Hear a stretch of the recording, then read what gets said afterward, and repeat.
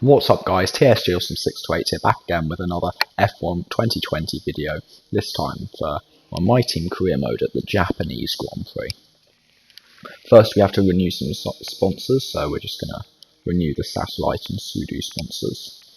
I did look at the Satellite sponsor because I'm not going to complete 100 laps in the race weekend, but it was still the best for weekly, and if occasionally I do ever complete the goal, it would also be the best goal bonus, so I decided to stick with it, even though it probably could get more from somewhere other sponsor. Then we had our activity timeline to sort out, and it was race simulations was the first one we decided to go with. I wasn't quite sure with these. I was trying to have a look at what each of them did. I think in the end I'm going to end up going with the 3 2-day ones, because I feel like they're the best for us right now, so that should help improve a number of different things, because weight training will help Jack Aitken, the power team building will help our upgrades, and then the sponsor events will help our acclaims, so a nice spread of different things. But we're going to advance on towards the Grand Prix, and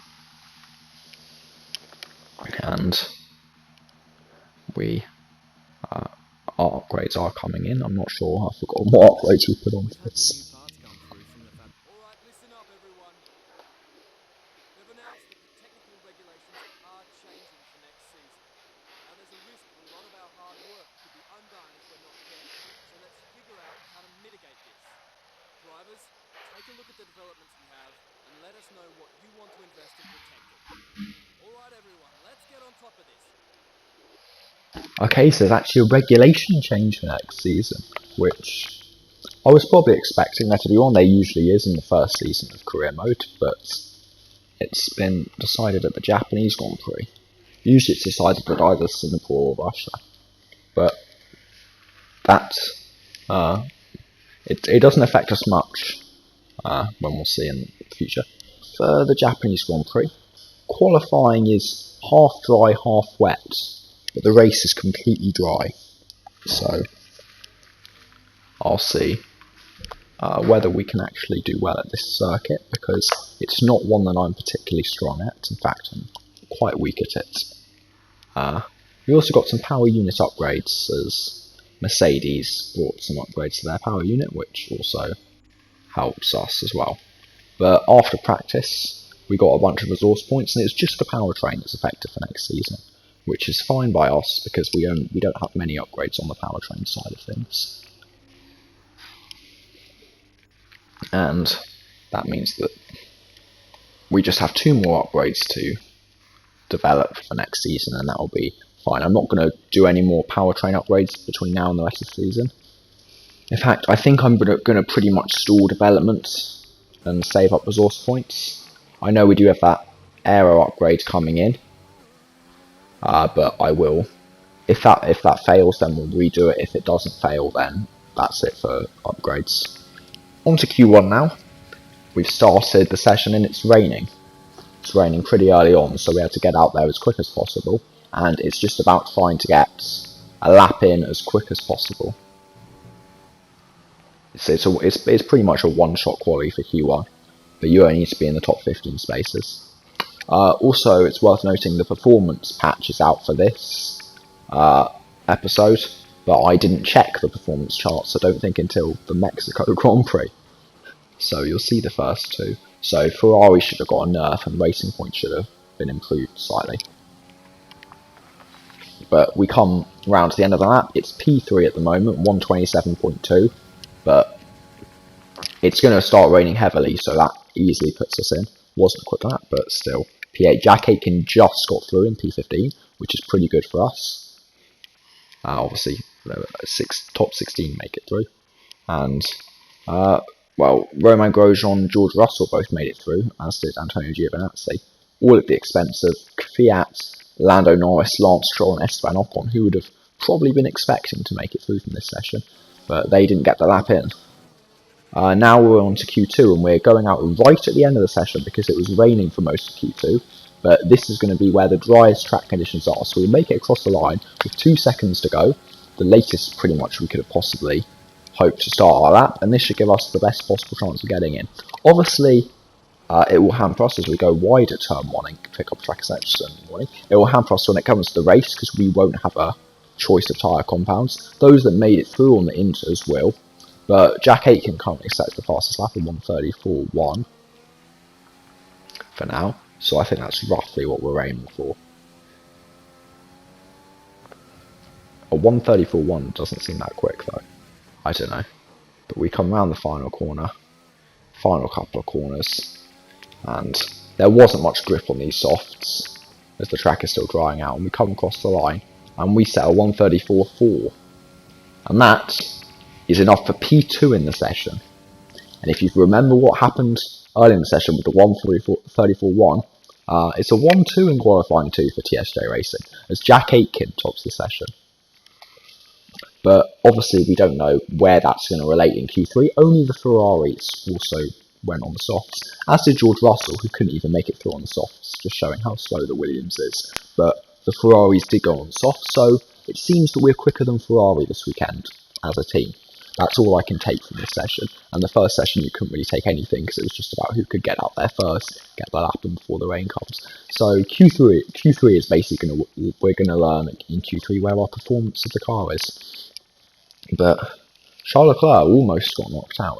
I know it was a few tenths, but you'd expect on the softs that he would have been in the top 3. Well, in the top 4 theoretically, because it was us 3 and on the softs in the top 3. Now on to Q3 for our first lap, and we're going to aim to be as high up the grid as possible. I'm not expecting to be on the front row, at least we've gone very wide again, like we did in Q2, but as we come towards the end of the lap, we come through the final corner.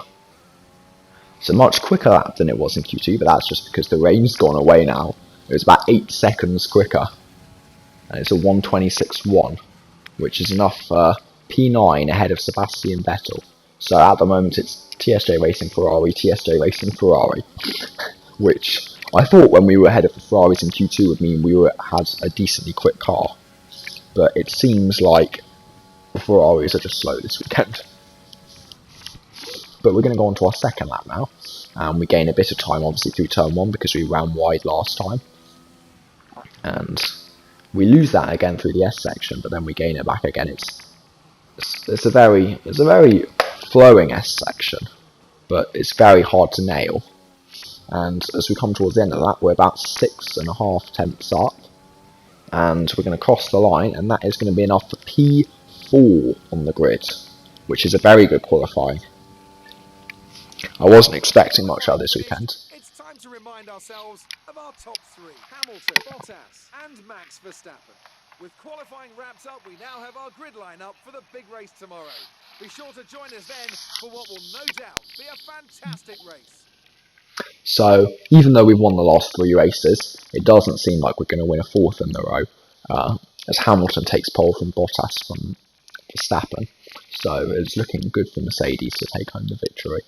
As we were kind of in no man's land, 3 tenths to Verstappen, 3 tenths back to Ricciardo. Jack Aitken qualified in P9, splitting the Ferraris, but if he had gained 1 tenth on his time, he'd been P6. There was certainly plus 1.2 from Albon and plus 1.2 still for Jack Aitken. Obviously, different hundreds and thousands. But the Ferraris definitely weren't very quick in that session. I just found it surprising that neither of the racing points made it through to Q3. And I think that was probably because of the changing conditions. So we go into an interview.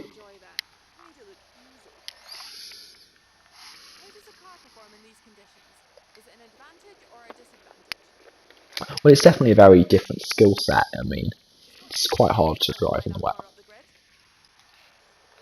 It does give us a great opportunity to try and win the race and to try and get a podium. I'm pretty confident we are on top of the regulations, considering we've done most of the upgrades. After yesterday's exciting qualifying session, Valtteri Bottas lines up on pole position and Max Verstappen lines up alongside. Considering the rest of the grid, we have Thomas, Ricciardo, Alexander Albon, and Sainz, Leclerc, Perez, Hamilton, and George Russell, Gasly, Raikkonen, Roman Grosjean, and Giovinazzi, Ocon, Stroll, Lando Norris, and Jack Aitken, Kvyat, Vettel, Magnussen, and Nicholas Latifi. So we'll be starting P3 now as Lewis Hamilton took a grid penalty for when he would have been starting from pole position, which is good news for us. But Jack Aitken also took a penalty, which means he's starting further back in his only Q3 session, I think, of the year. But we're starting the race now, and we got a better start than Max Verstappen. We're going to pull alongside him into turn 1, but he's going to defend from us, and we make a slight bit of contact in the second part, but he pulls away with a much better exit because of that contact. We pick up a warning as well, but we head through the first S section, and we are still in P3, but I quickly realised we were not as quick as Verstappen and Bottas this weekend, and keeping P3 alone would be a very difficult challenge, as we have a train of cars of Albon and Ricciardo and I think Sainz and Perez are all just behind us. But as we head on to lap 2, then we run slightly wide and invite Albon to try and go up the inside, but we defend against him successfully into turn 1. And at the end of lap 2, on the starting lap 3, well, Verstappen and Bottas are already gone, and Albon's probably going to try and have a go at me into turn 1, but we position our car well, and at the end of lap 3, he's probably going to try and have another go, because he is quicker than us in this Grand Prix, and he does go for it, but we defend round the outside, and we keep the position, and nice clean defensive drive from us there, but he is a lot closer as we head on to lap 5 now, and he's going to be ahead of us before we even get to turn 1. And that means that, well, we're down to P4. The podium chance is gone. I really don't think we're going to be able to get that back at any point during the race. And on the following lap, on lap 6, Ricciardo tries to go past into turn 1. He gives us a nice bump as well to just go with it, but he takes P4 from us, and now we're down to P5. And it seems for now that we're just going backwards in this Grand Prix. And through 130R, we managed to go back round the outside of Carlos Sainz, though, who also went for a move on us.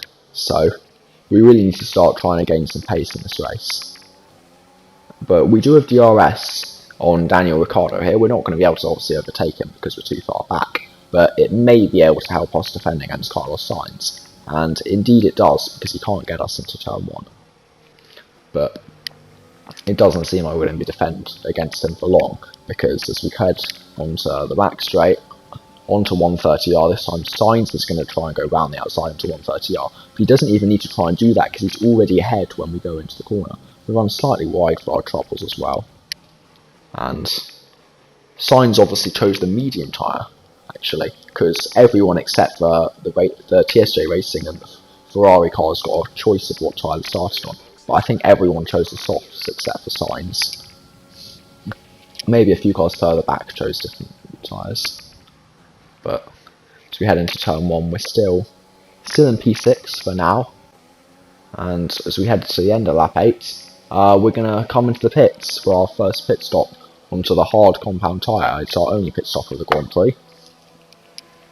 And hopefully we'll be able to get some sort of points, because we don't seem to be that quick this Grand Prix. But it does seem, if you look, we're in P11, and there was a large gap to Raikkonen behind. So I think we at least have the pace of P11 this Grand Prix, which is hopeful. This is hopeful that we can get some points because of that. And we come out of the race in P21, still ahead of Nicholas Latifi, who's in P22, and just behind Roman Grosjean. Both of those cars are on the medium tyres. We're going to go here now because the two Haas cars are going side by side into 130R and then into the chicane. And I'd have thought Haas would have chosen some team orders because, as you're about to see here, they got really slowed up and Magnussen was just going to pull into the pits anyway. Jack Aitken's also into the pits. Hopefully he can fight his way back through this Grand Prix. It's slightly sad for him that he had to take a grid penalty this weekend. Obviously we haven't really focused on durability this season, so that's something that I can't blame on him. But we are on the back of Roman Grosjean, and we have just so much more grip and downforce, and we managed to overtake him in the S section, just going round the outside with some greater pace. And as we head into the two Degners, then we've got the position. At the end of lap 10, we are going to re-overtake a bunch of people because they're in the pits. Hamilton is one of those, so he's probably going to overtake us at some point in this Grand Prix. We're back out in P9 behind Ricciardo, who we were behind beforehand, and Stroll is still yet to pit, as is Kimi Räikkönen. So when we come out, we're going to come out side by side with Sergio Perez, who we were ahead of before the pit stop. So he's gained time on us, and he's on the medium tyres now. So that's not good news for us. And as we overtake one racing point in the pits of Lance Stroll's, the other racing point of Sergio Perez is going to try and go for a move on us, but he doesn't seem to be able to pick up the speed. Obviously, we both have the same engine in the back of our car, both have the same engine. And on the following lap, well, he is on the medium tyres. I believe this time he is going to get the straight line speed, and this time he's going to overtake us into turn 1. I thought about going for a switch back there, as I saw he went slightly wide, but it didn't work out. And then at lap 14, Hamilton is right on the back of us as well. He's flying in this Grand Prix, and he's going to go for it into 130R, but you really can't overtake on the inside of 130R because it just doesn't work. The outside line is always supreme. Obviously, the racing line is probably the inside line, actually. It's like sort of, because you start on the outside, then cut over to the inside. But it doesn't really matter for Hamilton, because he's just going to overtake us. And our engineers seem to think we're catching the car ahead. Don't see how we can think that, because we're just dropping down positions and positions. And we're in P8 now in this Grand Prix. So, our points chances are reasonably dropping, because Charles Leclerc is now directly behind us, and there's still Ocon and Gasly to come, who are both going to try and overtake us, and we still have 11 laps to defend from Charles. As we head on to 130R, Charles is going to probably go for it for the inside line again. Fine, you can have the inside line. We do run slightly wide though, and we should have been able to defend that better, and we failed to. But we have the inside line into the chicane this time, and that meant that we can hold off the position and stop him from attacking us into the next straight, because he's 8 tenths behind us, and that isn't enough that he can gain on straight. Just checking for any front wing damage from the contact we made, but there wasn't any, so that's pretty good news for us. And at the end of lap 17, we are going to still try and defend against Leclerc. He's not quite close enough, I believe, going into turn 1. And at the end of lap 18, well, we're going to just have to try and do the same. You can really see how much the Ferrari's been nerfed, because the Renault, the McLaren and the Racing Point all got past me easily. But this Ferrari just can't get past me. It doesn't have the straight line speed, which, considering they started off as the quickest engine on the game, it feels quite weird. Leclerc's going to go for it though into the chicane after getting a great exit from 130R, but we defend against that, and now Ocon is going to pressurise him, and as we head towards turn 1, Ocon's going to get a great run on Leclerc, and they're going to pull alongside, and into turn 1 Ocon's going to overtake Leclerc, so Esteban Ocon is now the car directly behind us, and that's a shame for the Ferrari, man, because Ferrari are really not having a good race with their first driver being in P10. Ocon on the next lap is going to just try and breeze past us with the straight line speed, but this time he does go wide, and this time, unlike with Perez, we do get the switch back on him, and we do keep the position. And I realise there's 6 laps left. I'm not going to catch any of the other cars, so I'm just going to try and defend as hard as possible. But that wasn't enough on Esteban Ocon, because he did have the straight line speed and pace over us, which just seems weird that Charles Leclerc can't get past us. And Pierre Gasly is only 4 seconds behind now. Charles Leclerc again is going to go for the inside line into 130R, but that just isn't going to work out for him. And we managed to keep the position. So as we head on to lap 23, there are 5 laps to go. And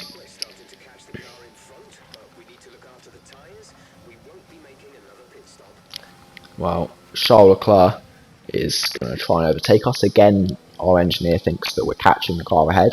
But he did give us a nice point that the fact that the tyres need to go to the end of the race, and he was worried that they wouldn't.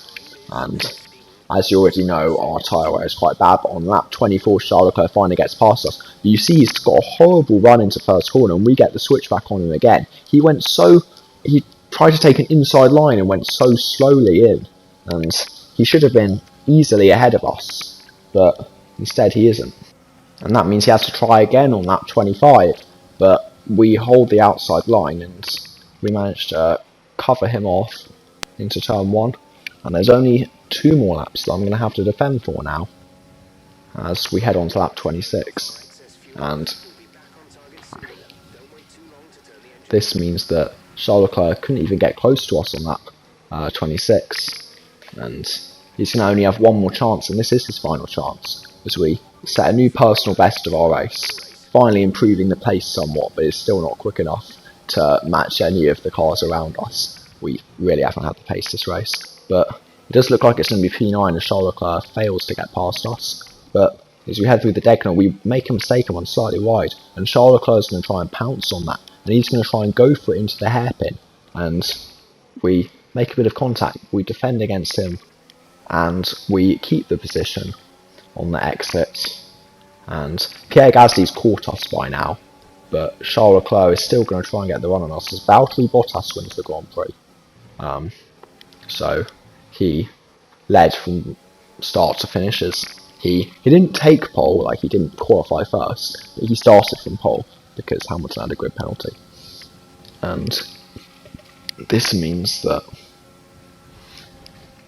he is going to extend his championship lead over Hamilton. And, well, we were making some good progress in the championship with our 3 race victories. It isn't going to be 4 in a row. It's only going to be P9 this weekend, but we still outscore Ferrari.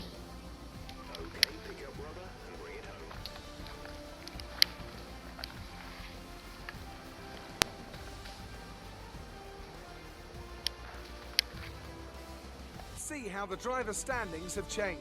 More points for Valtteri Bottas, further solidifying his lead at the top of the table. Some amazing talent out on the track today, but Anthony, who would you pick as your driver of the day? Let's give it to Esteban Ocon. That was a commanding performance today. Very impressive indeed. It's another clear win for Mercedes as they managed to secure the Constructors' title. An incredible performance for the whole team. I'm equal parts exhausted and elated with this weekend of Formula One. Be sure to join us for the next one. So Valtteri Bottas ends our race winning streak and also takes fastest lap, complete domination from him. Max Verstappen finished in P2, only just ahead of Alex Albon, who took home the final podium position place. Daniel Ricciardo managed to finish in P4, holding off Carlos Sainz and Lewis Hamilton, who tried to make a comeback in this race. Sergio Perez took home P7, good result, where he started only P8. So, getting 1 position. Esteban Ocon had a great recovery from P15. We didn't have such a great race, neither did Charles Leclerc, as we finished in P9 and P10. And then our teammates of Jack Aitken and Sebastian Vettel also had not great races. Jack Aitken still getting the better of Sebastian Vettel though. And there weren't any DNFs in that Grand Prix. In the championship standings, Valtteri Bottas extends his lead to 56 points, and Hamilton extends his gap over Vettel, failing to score this weekend. Verstappen re-overtakes both me and Charles Leclerc, and we still manage to gain points on Charles Leclerc in the championship and close the gap on him though, as Alex Albon also is closing in on both of us because of our poor performance that weekend. Jack Aitken is still in P15 in the championship. He's trying to catch up to Kimi Raikkonen still. He has been for a while, and he hasn't scored since Hungary. So hopefully he can improve that at the next Grand Prix in the USA. And as per usual, it's the Haas cars and Williams cars that are still yet to score so far this season. And I really don't think Alfa Romeo will be able to score this season anymore either, considering the performance patch has really nerfed Alfa Romeo and Haas, so it's clearly the 3 worst cars on the grid with Williams. Mercedes have now wrapped up the Constructors' Championship, which is very good news to them, and Red Bull are closing in on Ferrari, and Red Bull could overtake the patch nerfed Ferrari. We are also comfortably ahead of Renault and should be able to keep that position. That was an exciting race from our perspective. Let's have yours.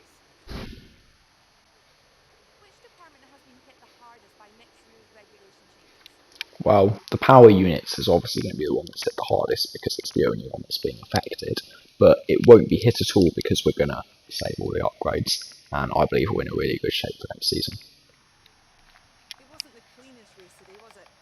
I mean, we did make a bit of contact mainly with Leclerc, but neither of us wanted to back down. We both wanted the position. I was trying to defend, he was trying to Well, that's attack, everything. and I think that's just how racing goes.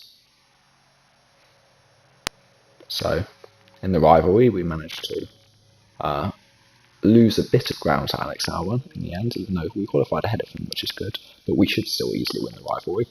We're close to level 10 as a driver, but not quite there, and hopefully in the next race we'll be able to gain level 10 as a driver. But we are ahead of Jack Aitken, which I would have hoped he would also have a good level of claim, but he's only level 7. We gain a bit of cash. I am going to probably be saving up cash for a driver at the end of the year, because I'm probably going to be replacing Jack Aitken unless he can suddenly win the next 2 races or something, or have some good results, because he hasn't scored since Hungary. He scored 10 in Hungary, he scored 2 points other than then. And I'm going to end the episode there though, so I will see you guys next time for the USA Grand Prix.